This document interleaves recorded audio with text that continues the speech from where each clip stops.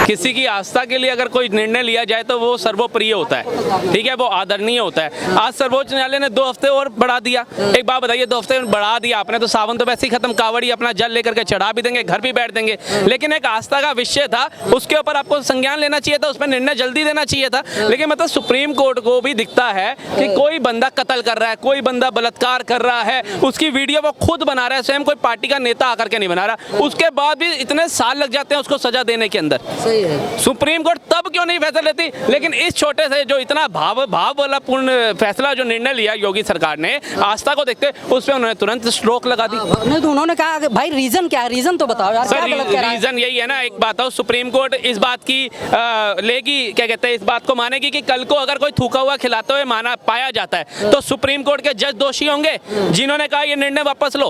अगर किसी कावड़ी की कावड़ खंडित होती है तो क्या सुप्रीम कोर्ट दोषी होगी? वो उस समय लॉ एंड ऑर्डर को बोलेगी, वो पुलिस के ऊपर ठीकरा फोड़ देगी, वो कहेगी राज्य सरकारें क्या कर रही हैं। अरे राज्य सरकार जब ऐसा निर्णय लेकर के आती है तो उसको उभरने क्यों नहीं दिया जाता, क्यों रोक लगा दी जाती है? आप बताओ। ये एक आस्था का विषय है सर, ये कोई राजनीति विषय नहीं है। अगर हम ये बोले ना कि इससे शायद भाजपा को बड़े सारे वोट मिल जाएंगे या कांग्रेस को वोट मिल जाएंगे, नहीं मिलेंगे। ये एक आस्था का है। एक बंदा जो इतना तप कर करके आ रहा है उसी पे तरस खा लेना चाहिए आपको। एक इंसान का दिल भी होता है, नहीं होता। ये सारी चीजें सिर्फ एक विपक्ष तो कह रहा है कि यूपी में हार का बदला ले रहे हैं, एक समुदाय विशेष को टारगेट करके फैसला लिया गया है। सर एक बात बताओ, यूपी का हार का बदला ले रहे हैं, 10 सीटों पे चुनाव है अभी यूपी में, और ऐसा नहीं है कि आजीवन के लिए चीफ मिनिस्टर योगी आदित्यनाथ बन के रह गए। 2027 में दोबारा चुनाव है। उनको नहीं पता कि अगर मैं मुस्लिमों के खिलाफ ये निर्णय ले रहा हूँ तो कल को मुस्लिम बिल्कुल वोट नहीं देगा, लेकिन उनको पता है जो मुस्लिम देता है बीजेपी को। देखिए मैं कहता हूँ 100 में से 1 तो देता होगा। ये रामपुर के अंदर नहीं दिया होगा, लेकिन जो मुसलमान कावड़ में सेवा कर रहे हैं उनके अंदर तो आत्मा जिंदा होगी।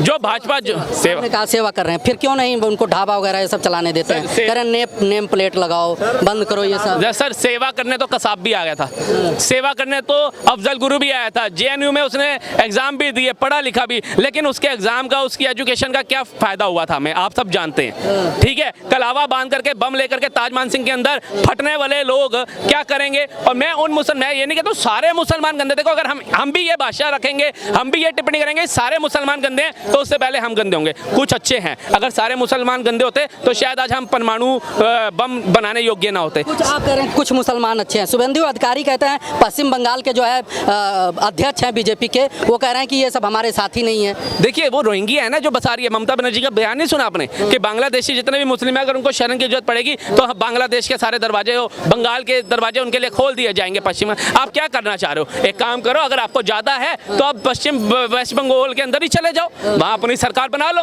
और बाकी जो वो शेख वो है उसके खिलाफ लड़के खड़े हो जाओ। इतना प्यार है ये हिंदुस्तान को ही आपने क्यों शिविर बना रखा है, धर्मशाला बना रखा है? जो जहां पीड़ित है वो आ जाए, लेकिन जो हिंदू यहाँ पीड़ित है उसके लिए कौन से अपने देश ने, राज्य ने, किसी ने अपने दरवाजे खोले हैं? बता दो आप।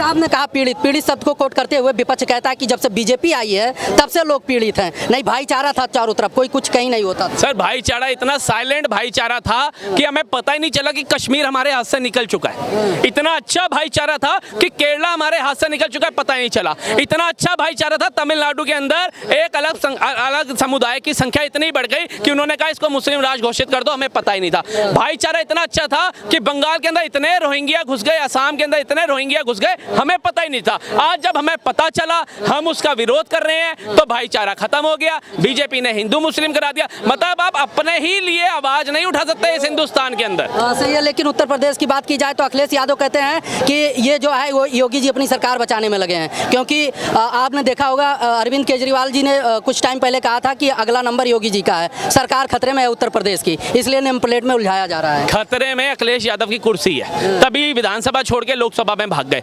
दम होता पूरे परिवार सहित विधानसभा में रहते, चीफ मिनिस्टर बनने का ख्वाब देखते, उन्हें खुद पता है कि योगी के आगे हम टिक नहीं पाएंगे, इसलिए उन्होंने भागने का काम किया। रुकते ना। और दूसरी बात पे आ जाओ, आप कह रहे हो टिक नहीं पाए तो कैसे 36-32 सीट आ गई भाई? सर जी मैं बताता हूँ, जब टिकट पे लड़े थे ना उनको पता था कि जो मेरी अपनी यहाँ की सीट है ना खानदानी, ये तो मैं ले जाऊंगा, सांसद में तो पहुंचू, विधायक तो मेरे आने नहीं है। उनको खुद को अपेक्षा नहीं थी, क्योंकि उन्होंने जनता का इतना दिमाग डाइवर्ट कर दिया। संविधान खतरे में, लोकतंत्र खत्म है, युवा बेरोजगार, वो ध्रुव राठी को ले इतने 8500 टका देंगे चाहे सरकार बने ना बने। अखिलेश यादव कल संविधान मान दिवस मनाने जा रहे हैं। संविधान की धज्जियां उड़ाने वाले कब से संविधान मान दिवस बनाने लग गए? अपने पिताजी का, अपने पूर्वजों का, जिनसे गठबंधन की सरकार आप लोगों ने बनाई भाई उनका विरोध करते, उनके लिए आप रैलियां निकालते, फिर बनाते संविधान मान दिवस, हम साथ खड़े होते। कार सेवकों के ऊपर निर्मम हत्या करते हुए आपको संविधान नहीं याद आया? घर में घुस घुस करके तिलक देख देख करके आपने गोलियां चलाई, संविधान समझ नहीं आया आपको?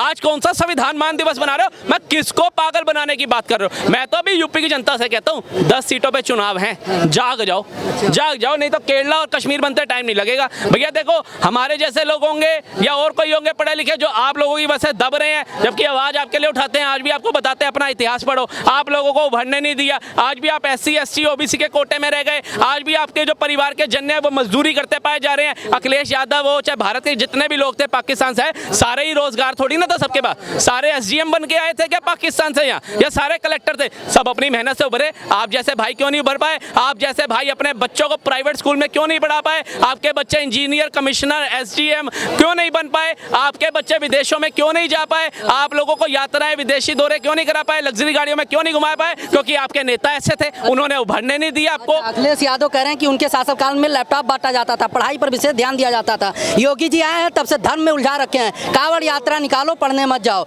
जो कुछ भी हो सिर्फ मंदिर मस्जिद में उलझा रखे हैं युवाओं को। कहाँ तक सही है? बात है, लैपटॉप बांटा, कितना लैपटॉप बांटा, कितनों को डाटा फ्री करा करके दिया? ये तो मतलब ये हो गई कि किसी को आपने बीड़ी पकड़ा दी लेकिन माचिस नहीं है, अब वो बीड़ी मुंह में लेके फूकी जा रहा है, जलाने के लिए उसको वो तो दे। मतलब किसी को कपड़ा दे दिया लेकिन उसके शरीर के ऊपर फिट नहीं आ रहा, फटा हुआ कपड़ा दे दिया, पहनने योग्य तो दे। किसी को खाने के लिए दे दिया लेकिन पत्थर जैसी रोटी दे दी जो वो चबा नहीं पा रहा। ये मूर्खता बनाने का काम किया गया। चलिए 1 मिनट रुकिए, क्या नाम है सर? संजीव। कहाँ रहते हैं संजीव जी? दिल्ली में। दिल्ली में रहते हैं। अच्छा, उत्तर प्रदेश में जो कावड़ यात्रा को लेकर इस समय मामला चल रहा है उस पर क्या राय रखते हैं अपना? देखिए, ये धार्मिक मामला है, आस्था का मामला है। इसमें पवित्र महीना है सावन का। ये जितने भी कांवड़ यात्रा में आते हैं यात्री, वो धर्म के आधार पे आते हैं और शुद्धता के साथ आते हैं। ये मामला इसलिए उठा है कि पहले वीडियो वायरल हुए हैं, आपने देखा है, खाने में थूक करके खाना खिलाया गया है। तो आप कैसे शुद्ध हैं? अगर मैं हिंदू हूँ, मैं अपने ढाबे पर नाम लिखूंगा संजीव ढाबा, ठीक है? अगर आप अकबर ढाबा हैं तो अकबर लिखिए ना, आप उस पर लिख रहे हैं भोले बाबा ढाबा, भोलेनाथ ढाबा, बाबा का ढाबा, ये चलेगा नहीं है ना। आपको अपनी पहचान लगानी है।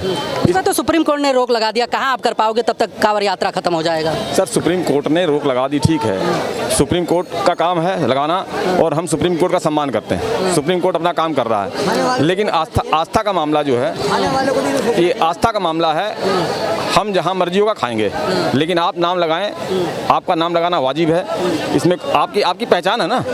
अगर आपको हिंदू बनना है तो अपने को हिंदू कर लो।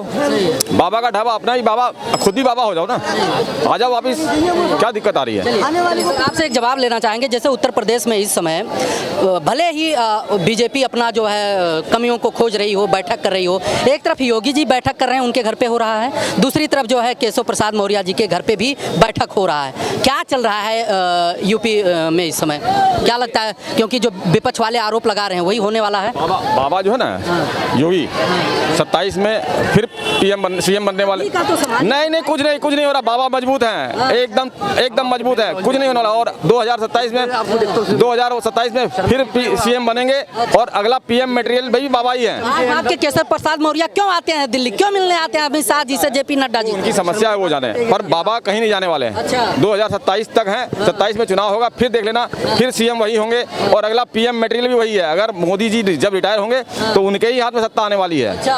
अच्छा, विपक्ष आरोप लगा रहा था कि OBC की बात करते हैं बीजेपी वाले, और OBC हैं केशव प्रसाद मौर्य, उनको बोलने नहीं दिया जा रहा है। भाग दिल्ली जो है आ रहे हैं, वाईफाई का पासवर्ड बता रहा है विपक्ष। एक बात बताना, अखिलेश यादव के इतने लंबे कार्यकाल के अंदर किसी यादव को मुख्यमंत्री बनते देखा है आपने?